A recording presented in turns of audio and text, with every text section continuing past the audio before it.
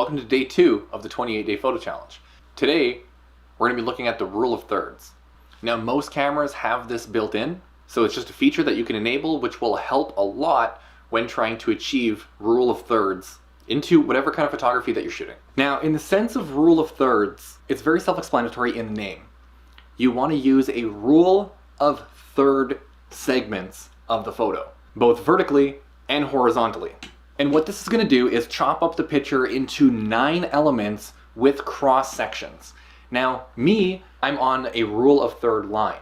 Now, one of the things that you always want to take into account is that when shooting a subject, you want to have the head portioned on the upper third line because our eyes naturally see people from the head down, where our peripherals will always have the upper section of their torso in our line of sight. So if I adjust this frame right now to put my head at the bottom, it's going to look extremely out of place because that's not how we naturally see people. Now, taking that into account, you can apply that to other objects. So for this instance here, I'm going to be taking a picture of a set of wheels, which are right beside the camera, the computer that's sitting behind me, as well as the keyboard. Now those will give us a good element of negative space and how to use them with rule of thirds. So that way we can keep the horizons level, we can put the subject on 1/3 or at least in a cross section and still getting an interesting enough photo to express what we're trying to show while keeping things very neat and tidy within the rule of third lines. So let's take a look at the first example.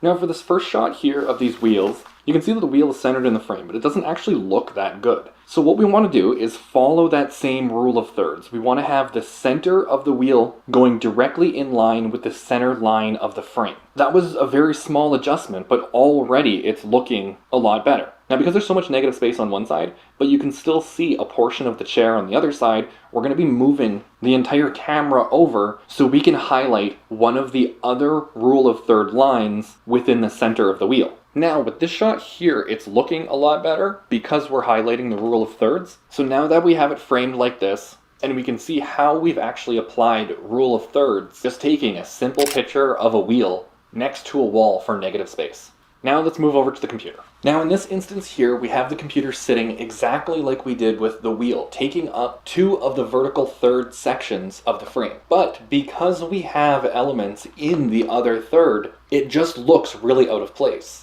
You can see that there's some negative space to one side of the computer right toward the end of the frame. So now we want to reposition the camera to get rid of that element, which is going to bring in the laptop, which is the element on the other side. Now that it's brought in, we have the desktop computer on one side. We're now using rule of thirds on both sections of the frame. So we no longer have a huge element of negative space, so it looks rather congested.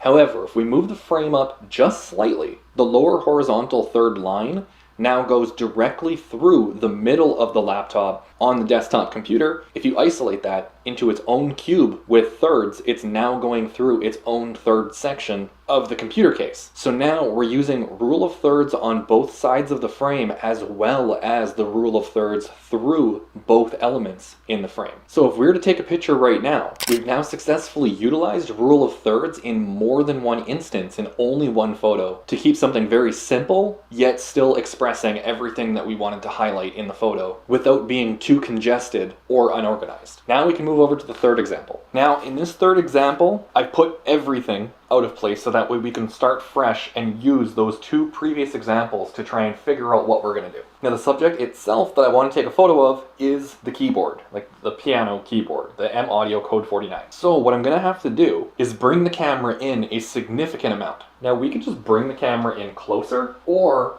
we can zoom. And that's what we're going to be doing and keeping our distance from the keyboard itself. So now that I'm zoomed in, you can see that the focal point is the very end of the keys, but where it says M Audio is a little bit out of focus. So now what I can do is start positioning the frame itself so that way we can find the focal point after. And where it says M Audio, I don't want that to extend any further than the midway point of the frame. So now that the keyboard cuts directly through the middle, we can lower the frame down to isolate the keyboard to the lower horizontal third, and we can rack focus to where it says M Audio. Now if we take a photo, we can see that everything is still positioned fairly well.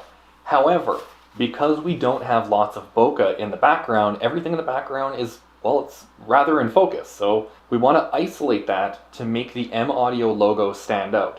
Now there's a few things that we can do here to simplify things, and the first is just moving the camera. Now, I've lowered the tripod down to get a different angle, but we're essentially still getting the same photo and there's not really anything that stands out substantially. So this is where we're going to start using rule of thirds and angles. Now you can see that I've changed the focal point to the M Audio logo on the side of the keyboard. So now we have significantly more bokeh than we previously did. So that takes away from the elements in the background. We can even rack focus a little bit closer to us, so that way the logo itself slowly fades out of focus. And now if we take a look at the keyboard itself, it follows through, so the focal point directly on the M goes right through the horizontal lower third. The keyboard itself doesn't extend past the center of the frame because our vertical axis right in front of the M Audio logo and right after the M Audio logo are perfectly straight up and down. And now if we take a photo, we've now combined the negative space by having elements in the background that are out of focus. We're keeping both vertical and lower third sections in line with the rule of thirds. We've also added angles so we could add more depth to the photo itself that we normally wouldn't have. And now you can take